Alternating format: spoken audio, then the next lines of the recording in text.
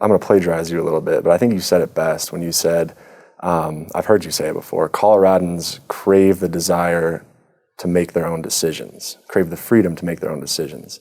And I think we could even shorten that up a little more, and I could say that Coloradans crave freedom. And I think with that risk comes an inherent sense of the freedom that you get in taking that risk. We're pioneers. We're pioneers that came here, that started this state. And I've noticed that as well, a little bit of that risk averse. People aren't as attuned to, taking on the charge and starting something new. And I think a lot of that comes with the changing of our culture.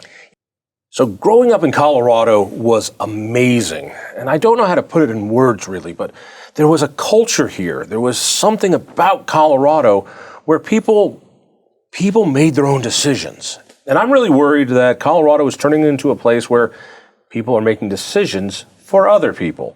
And I'm trying to find ways to express what this Colorado character is. And then I found two young men who are doing something incredible, Seamus Movahill and Wil Lemon. Wil, thanks for being with us. Thanks for having me, John. All right, you guys are putting together a project called True Colorado. And it's been amazing to see some of the videos you've done because it really seems to hit on what the Colorado character is. What exactly is True Colorado?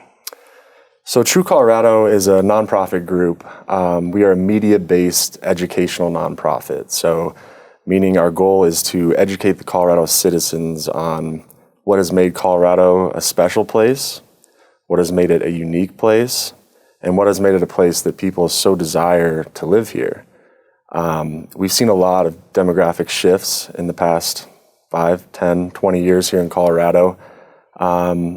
And with that comes changes to our culture that we've started to see sort of creep in. Colorado is a very unique place, and everything that comes... What makes Colorado unique? Hone in on that. Sure. Because I agree too, and I think we're losing what made us special. Yeah. But maybe I'm just a grumpy old guy, but you're young. What is it you're seeing? I would love to hear that from your perspective after I answer this, because you're from the East Coast, so you've seen the drastic change. But Colorado has a unique set of values. For example, you ask about 9 out of 10 Coloradans, and they say, what's your favorite part about Colorado? And they're going to say, oh, I love the mountains. I love the environment. And the uniqueness about Colorado, there's a lot of states that are beautiful, but what comes with Colorado is that we very much value our environment, and we like to protect it and keep it clean, but at the same time, we value the resources that come with our great land. So we value our beautiful land and how we can use it and have recreational fun, but at the same time, we know that there's great resources here in Colorado, so we take advantage of that, natural resources. So the uniqueness in Colorado is the balance of two different parts of the same value. So coming with that could be our value for health and fitness. We desire health and fitness. It helps us be self-sustaining and self-reliant people, and that's just a couple of the unique values that Coloradans share, and that we're trying to protect because, of course, it's changing underneath us. More people are moving here. They're bringing with them their own values and the things that even they sometimes fled from their home state, and that's sort of starting to change our culture. Maybe people that moving here aren't necessarily as into health and fitness. And perhaps that will slowly start to slip away from our Colorado culture. Well, as a guy who's not healthy or fit, let me jump on this. Yeah, the demographic changes here do worry me. And I was born in the East Coast.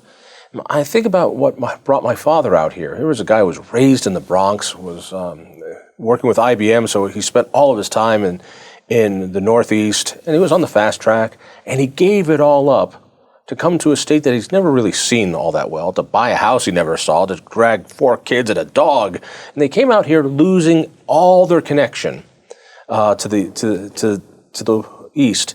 It's like, why? Why? Because there was this drive to go west where you could write your own biography, right, where you could take risk. And I don't think a lot of people who did that understood the drive. But I think when you get down to it, it was this idea that this is a land, this is a place where liberty kind of grows out of the soil. Mm-hmm. And you do what you want to do, I do what I want to do. Maybe we work together, but if we don't, that's fine. It was truly voluntary relationships.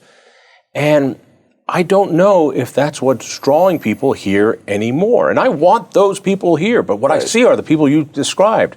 Hey man, the skiing's great, and they got great breweries and cannabis. Sign me up. It's like, no, there's something deeper about this culture, and I want to protect that. And you and Seamus have been doing these videos that hit it, I believe, on an emotional level. And what's your goal with these videos? So our goal is ultimately to be able to influence the culture. So we want to have the ability for a person that just moved here, say from California, New York, Texas, wherever, the ability to see our video, perhaps a video about Tabor, perhaps a video about health and fitness, things that are Colorado values. And we want them to be able to see a video and instantly understand the history of that value, where that value came from, why it's unique to Colorado, and why it's so important to protect. So you could have someone move here from one of those out-of-state places, and they're not quite sure, what Coloradans value in terms of our businesses and things like that. Colorado, I don't know if you'll agree with me here, but Colorado is somewhat of a lower tax, lower regulation state compared to others.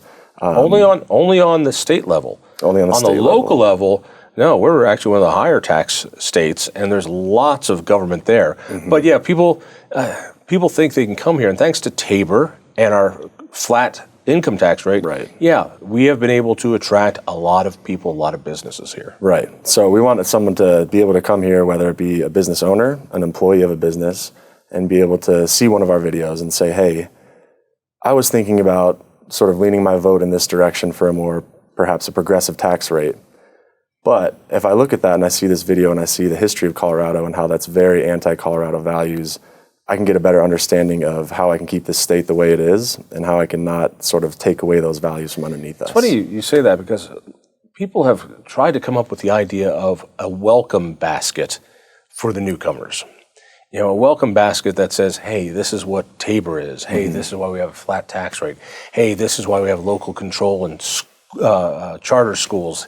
Here's why we value that stuff. Right. This is what you're moving into. Just thought you ought to know.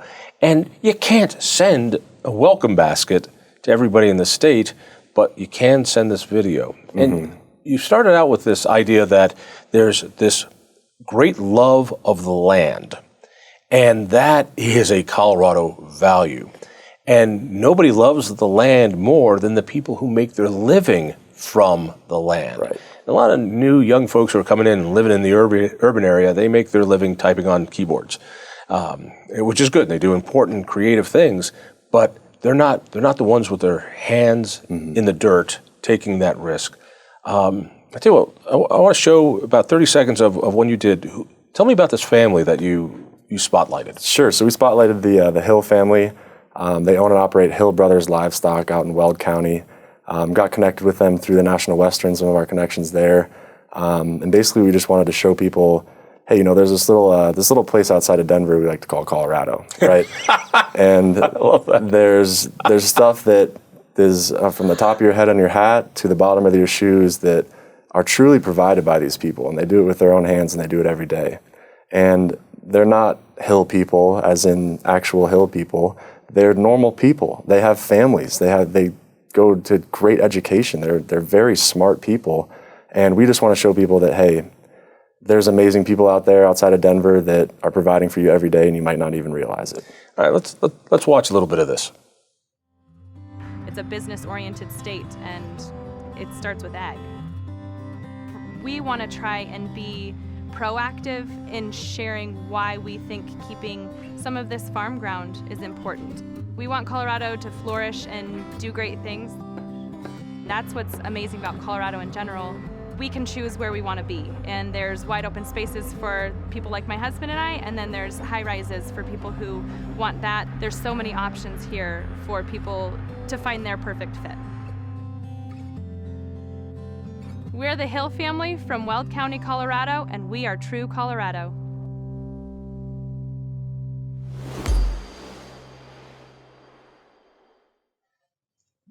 That hit a spot. I mean, you can't look at those people and go, man, they want to destroy the earth. Man, they want to hurt the climate. Man, no, these are people who are taking real risks. And for me, part of the culture of Colorado that I think we've lost is that respect for risk. That is a lifestyle I respect, but I don't want that lifestyle. Mm-hmm. That's a tough one. Absolutely. And I think I'm going to plagiarize you a little bit, but I think you said it best when you said, I've heard you say it before, Coloradans crave the desire to make their own decisions, crave the freedom to make their own decisions. And I think we could even shorten that up a little more, and I could say that Coloradans crave freedom. And I think with that risk comes an inherent sense of the freedom that you get in taking that risk. We're pioneers. We're pioneers that came here, that started this state. And I've noticed that as well, a little bit of that risk averse. People aren't as attuned to taking on the charge and starting something new. And I think a lot of that comes with the changing of our culture. Yeah, it's this idea of risk it's not gambling. When a family takes that on and takes on that challenge, it is a high risk thing for them, but they go in knowing about this. And so when the folks of Colorado vote to do something, I'll take the Wolf Initiative that passed, it's Boulder and Denver that voted to put in wolves in other people's backyards. And that livestock is now endangered because of that. And it's because people who move here don't understand that side of it. Right. And there's that community aspect of there's a Colorado value of we look out for our neighbors, and we like to be self-reliant, and we like to help our other people that we're able to help. Taking that vote of the wolves, it's the most clear urban versus rural thing I've seen in Colorado in a long time, and I think it's not at any way a jab to the people that voted for it. I think they, for the most part, had the best intentions in mind, but they didn't have the understanding of the direct effects that happens that takes on our people outside of Denver, and that's what we're trying to show. If voters understood the family you spotlighted in just one of your many videos, understood that if those people were friends of a voter, there is no way that voter would have done that. If they knew each other and could talk, there's no way this would have passed. Mm-hmm. But there is this incredible urban-rural divide, and it's all sorts of things, from water to firearms to taxes to all sorts of things. And they are the other compared to the large voting majorities that are now happening in urban areas. And these are the guys that made Colorado, Colorado. Mm-hmm. Also, I know a lot of people from outside of the state are trying to run the state. The Wolf Initiative is one. The National Popular Vote Initiative is another one. The Family Leave Act was another one. These were not paid for by anyone in Colorado, not by any amount.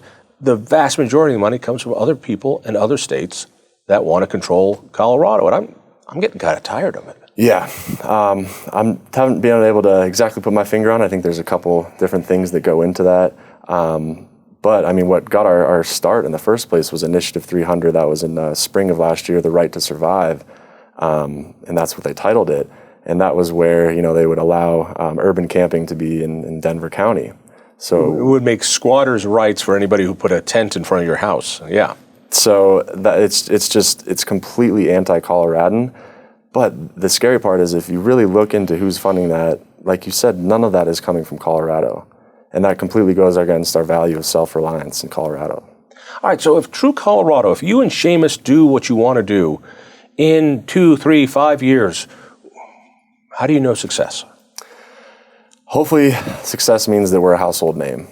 We want to be able to, our big goal of ours is to be able to put a True Colorado sticker on any sort of Colorado product that's made here, and people could understand that company, that entity, represents true Colorado values.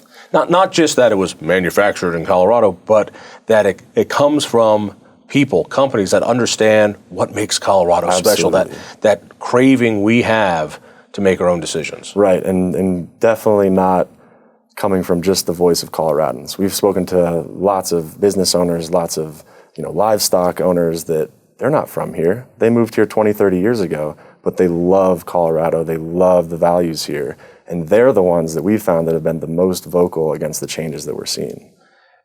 Again, Seamus Mulvihill, Wil Lemon, you're you're doing incredible stuff. You're saying it with pictures. People want to see this stuff. Where do they go?